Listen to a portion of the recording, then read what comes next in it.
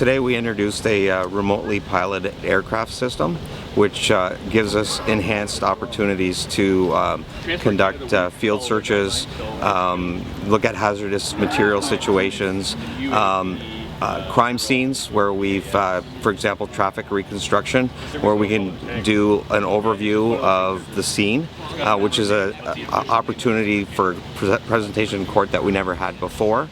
And it's an investigative tool for us. So it's a significant enhancement for community safety. Well, what it really does in terms of missing people is that it gives us the opportunity to cover a lot of territory in a very brief period of time. It doesn't negate the need for placing boots on the ground for a search, but it certainly helps focus a search. And it also provides us with some infrared technology, which obviously is an enhanced tool that we didn't have before. So significantly improves our ability to locate missing people.